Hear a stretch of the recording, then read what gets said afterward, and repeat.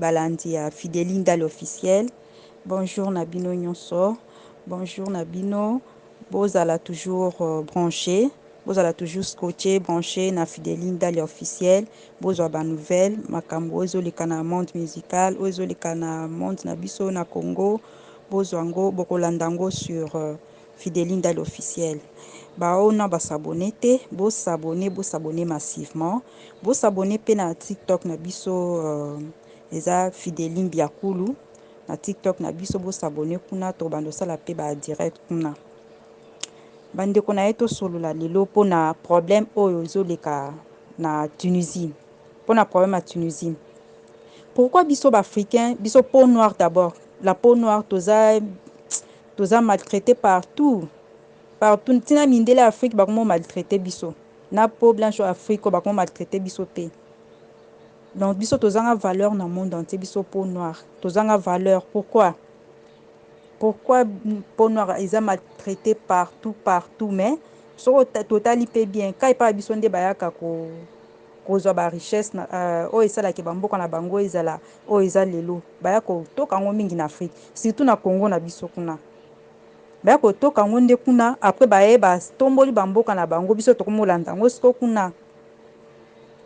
Pourquoi pour Afrique, pour noir eza maltraité partout na monde entier? Ça ka moi problème muke.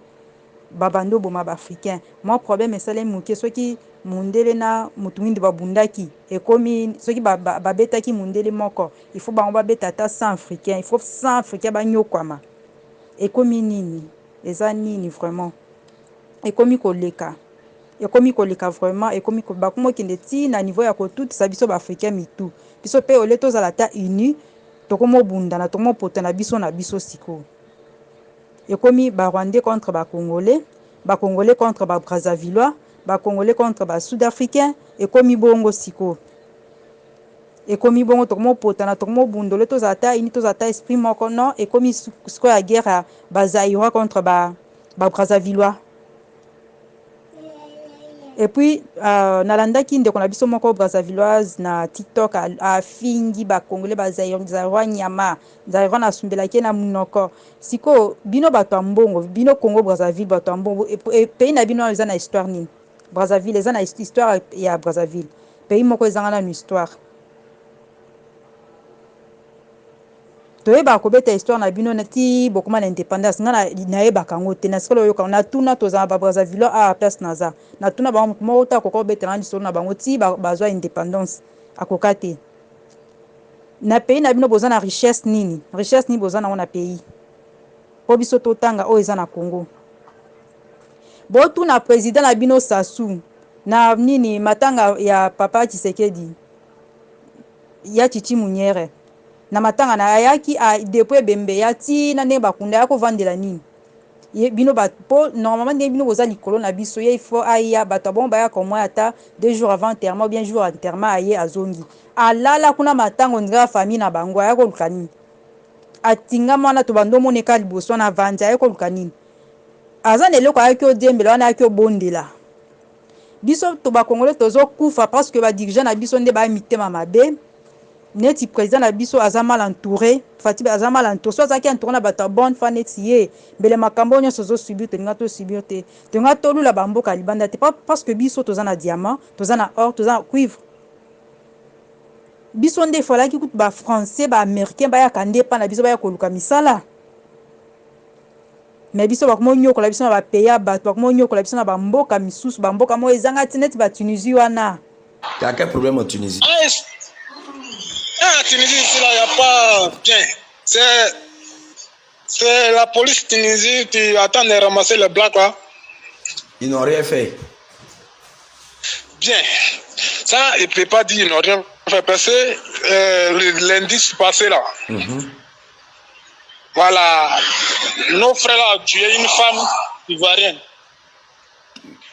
Ils ont fait quoi? Nos frères blacks là, les petits, ils ont tué une fille qui faisait un ganda, ils sont allés boire, ils ne savent pas, ils avaient qu'à irriter la tête. Par fin, on dit la femme là n'a qu'à donner l'argent. Ils ont attaché son mari, le mari de la femme, et puis on dit la femme là n'a qu'à donner l'argent. Elle dit elle n'a pas l'argent. Ils sont restés à temps de faire là, la 800, je ne sais pas, ils se sont rien comment. Ils ont commencé à d'abord la femme là, tiens, la femme là est morte. Voilà, son mari, ils ont attendu son mari s'est débrouillé, après le départ là, son mari s'est débrouillé, il s'est détaché. Il allait trouver sa femme, il ne peut plus parler. Il a appelé son voisin. Son voisin vient, ils ont appelé ambulance. D'ici ambulance, il va venir, la femme est morte. Elle a un bébé? Oui, qu'elle avait un bébé. Maintenant, pourquoi... Elle avait un bébé de 6. Hein? Voilà, puis la police est venue là-bas. Voilà, bien, en lendemain net, ils ont attrapé 4. Ceux qui ont tué la femme, ils ont attrapé 4. En lendemain, ils ont commencé à faire rap en même temps. D'accord. Jusqu'à présent. On a tous écouté le témoignage d'un jeune Ivoirien qui vit en Tunisie. Dans cette vidéo, je vais m'adresser aux blogueurs ivoiriens. Quand vous ne maîtrisez pas un sujet, pardonnez, ne rentrez pas dedans. Depuis l'histoire, ça a commencé. Quand je vois les blogueurs, ils ont tous les mêmes vidéos. Les Arabes vivent à l'aise chez nous ici, mais quand nos frères arrivent là-bas, on les maltraite. Mon frère, ça archi faux. C'est nous-mêmes, nos propres frères, qui nous maltraitent. Dans les pays Maghreb, comment nos propres frères blacks s'en vont boire et puis revenir tuer eux-mêmes leurs propres sœurs blacks qui a un bébé de 6 mois. Ils ont attaché son mari pour mettre dessus. Et depuis combien de temps, les gens me taguent, les gens m'appellent, vous jouez les innocents. Frère, ayez le courage de dire la vérité à vos frères qui sont dans vos pays. J'ai eu plusieurs informations venant de la Tunisie. C'est-à-dire quand tu quittes dans ton pays et tu vas en Tunisie dans l'intention de traverser l'eau, lorsque tu atterris au foyer, il y a ce qu'on appelle droit de sol que tu dois payer dans la main de ton propre frère black en Tunisie. Ayez le courage de dire la vérité. Je vais vous rendre un petit témoignage de ce qui s'est passé en Libye le 14 janvier 2017 à Grigadez. Il n'y a pas quelqu'un qui peut contester ça. Le 13 janvier, il y a un Arabe qui s'est rendu dans un secteur de Grigadez qu'on appelle Colombie pour aller acheter le poupou nampou. Arrivé là-bas, le black qui vendait le poupou nampou, il a dit aux Libyens que c'est 30 dinars. Donc, le Libyen a enlevé un billet de 50 dinars. En Libye, il y a 2 billets de 50 dinars différents. Il y a un billet de 50 dinars qu'on bouffe à Benghazi et rare qu'on bouffe à Tripoli. Et il y a un billet de Tripoli qu'on bouffe à Tripoli et rare qu'on prend à Benghazi. Donc, quand l'Arabe a donné 50 dinars, automatiquement, le black, il dit le poupou nampou là, c'est 50 dinars. Les Arabes n'aiment pas les gens qui ont 2 bouches. Donc, quand on dit diriki, mouchkila, iki, mia mia, quelqu'un qui est zigzag, il est problème. Quelqu'un qui est direct, il est bon. Voilà que l'Arabe voulait prendre son pistolet par arrière. Il y a un black qui est caché là-bas. Il avait Kalachnikov, il a arrosé l'Arabe. Quand il a arrosé l'Arabe là, les premiers policiers qui sont venus là, à Colombie là, dans ce secteur là, les Noirs étaient armés puissamment. Ils ont tagué les policiers. Ils n'ont pas parlé. Ils sont repartis. Le 14 janvier, c'est-à-dire le lendemain, les gens sont venus et les chars, les DCA. C'est-à-dire quand on rentre dans un foyer, puis on voit qu'il y a les plaques. Dès qu'il écrit Allah wa Akbar, t'attends touille. Allah wa Akbar, t'attends touille. Jusqu'à ils sont arrivés dans le foyer ivoirien. Je soulève mes 2 doigts. C'est ces prières musulmans qui nous a sauvés. Il y a d'autres qui ont fui pour aller se cacher à la mosquée. Il y a d'autres qui couraient, ils ont pris les balles. Il y a d'autres qu'ils ont pu attraper et puis ils ont envoyé ça en prison. Et puis nous, on est parti les trouver là-bas le 13 mars en prison. Mais quand tu vas demander à un Ivoirien, un Guinéen, un Malien, un Africain peau noire, il va dire que les Arabes sont mauvais. Ils ne vont jamais expliquer ce qu'eux-mêmes ils ont fait. Dans un pays arabe, l'islam est respecté. On ne boit pas là-bas. Mais le noir, quand il arrive, il boit. Il y a un secteur aussi qu'on appelle ça connexion, c'est-à-dire la prostitution. Ils prennent les filles, puis ils prennent les filles pour rentrer là-bas. Et puis les gars font du n'importe quoi là-bas. Tout ça là, c'est nous les noirs, on crée ça. Même prison en Libye là, c'est pour un black. Ali Ghetto à Saba, Ali Ghetto à Benouali, même pour te retirer en prison en Libye. Si tu écoutes très bien mon message, tu vas comprendre que c'est ton propre frère noir qui t'a vendu en Libye. Comment on te met en prison? On dit pour te libérer, il faut payer l'argent. Lui, tu n'as pas l'argent, mais ton père ou bien ton frère, il est en Côte d'Ivoire, il doit payer l'argent. Lorsque tu appelles tes parents même te demandent, on fait versement sur quel nom? Par RIA, par MoneyGram ou bien Western Union. On dit non, on va te donner un numéro. Et le numéro se trouve dans ton propre pays. Si tu appelles ton parent en Côte d'Ivoire, le numéro en Côte d'Ivoire. Si tu appelles au Mali, le numéro au Mali. Tu fais un versement de 700 000, 600 000 et on te libère en Libye. Qui t'a vendu? Mais tout ce réseau-là, les gens n'ont pas le courage de dire aux gens. Et quand tu parles, on dit non, c'est parce que toi, tu es maudit, raison pour laquelle on t'a rapatrié. Mais le comportement de nos frères, blacks en Libye, au Maroc, en Algérie, ayez le courage d'avouer ça aux yeux de tout le monde. N'insultez pas les Arabes. Regardez ce que les Arabes font ici. Ils créent les pâtisseries, les boulangeries. Qui travaillent là-bas? C'est nos propres frères. Ils réduisent le taux de chômage. Comment vous partez dans le pays de quelqu'un? Vous tuez vous-même vos propres sœurs. Mais même en Côte d'Ivoire ici, quand il y a agression dans un quartier, quand il y a maître d'un quartier, quand la police ivoirienne arrive là, ils raflent tout le monde pour aller. Mais vous créez la merde dans le pays des gens. Et vous avez peur, et vous cachez, vous jouez les innocents. Et je vois les hommes de Dieu qui sont là-bas, qui font réunion, mais dites la vérité aux autorités ivoiriennes, aux autorités africaines. Que les enfants qui sont là-bas, là, ce sont les dangers. Pour nous-mêmes d'abord et un danger pour la Tunisie. Vous salissez le pays des gens. On fait du n'importe quoi et on a peur de dire la vérité. Aujourd'hui, à cause de vous là, on ne peut pas aller faire achat au Maroc. On ne peut pas aller faire achat en Tunisie parce que vous avez sali le pays, vous avez gâté votre nom là-bas. Ivoirien n'est plus respecté. La peau noire même là, c'est la merde. Partagez la vidéo. N'oubliez pas, abonnez-vous sur ma page. C'était Séni Kraba. Merci. Net ba Tunisie wana ba kuma onyo ko la pe ba africain. Ba pays nes ba Tunisie wana pe Tunisie pe telemi ba kuma Et puis pourquoi elikambango e bandele ya kiwa puisque bande on a biso bozo souffrir kuna na nini na Tunisie bozo benga kaka bozo benga tozo souffrir awa tozo nyoka maponga na landiango plus et pas ba ivoirienne et pas ba ivoirienne de place makambango e bébé la ki de place e inde la ki po e koma tina niveau e komi awa ba africain baza pe na habitude ya boke na pays moko boye bayambi bino bien bayambi bino bien pays wana boyebi ke balingana nu bino te po noir balinga bino te mais bo vanda pe bo vanda calme sala musala no bien banga makambo éviter ba problème te au mona ba kuna akomisi pe ya ba basali ba écurie ba komo ki omela na babar ba komo ki obunda ba komo bunda ko boma na entre bango ko tsana bambeli tozo exemple ya nini ya Turquie.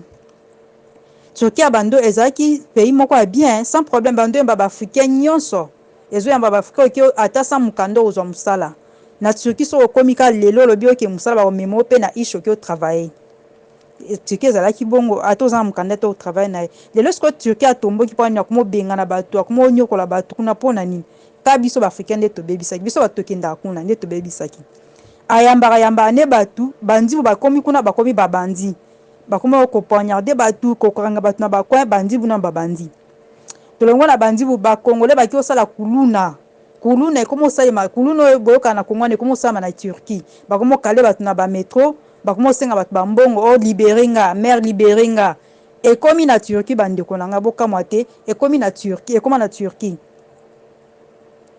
kuluna e koma na Turquie tambozo ke na mboka bato bokomo sala ba désordre bo sali bar mo bokomo ke na bar wana bo meli bo beta musique ti ba minuit bara ba congolais après tambo meli bo lang bo bandi bitumba ko tia désordre bilo nyonso na onde komo sala ke ba msuba banda ko benga na biso na ba pays na bango net ti pays ti ko na benga na bato punani de le yana komo benga na bato.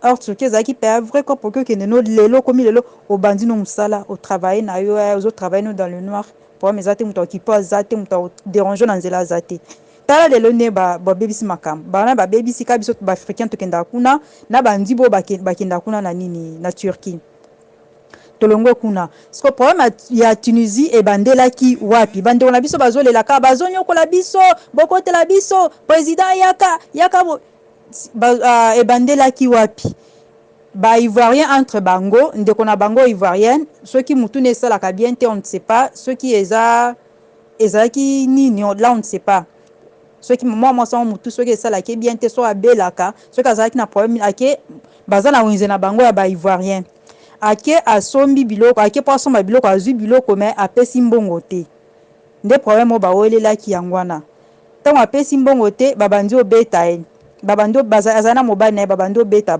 bango bakuna kobeta bango moyibi eti akufi tala biloko boki ocréer na mboka ntango akufi batunisien mpe bamoni bongo baprofite mpe sikoyo mpona kobanda obengana sikoyo baafricain nde place likambo ebande sikoyo moye babeta place likambo ebandelaki eza te bakomika bazonyokola biso bazobengana biso mais bino mpe ntango bokena pe ya bato bose comporter bien bose comporter bien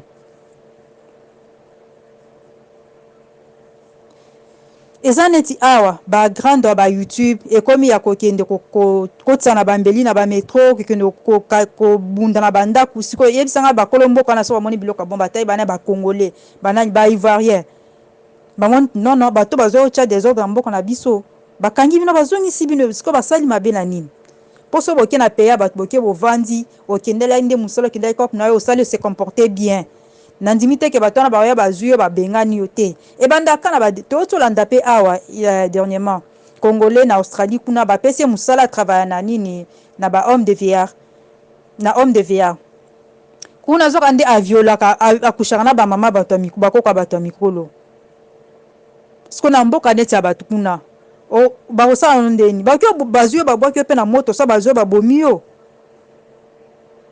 siko so batelemi balobi tolingi siko bakongoli te tala eloko kongoli asa bakoloba siko bato wana baza mabe ezaka biso nde tobanda toyebi ke bato wana deja balingaka biso te bato wana balingaka likambo na biso te balingaka biso ata moke te mais bino mpe bose comporter quand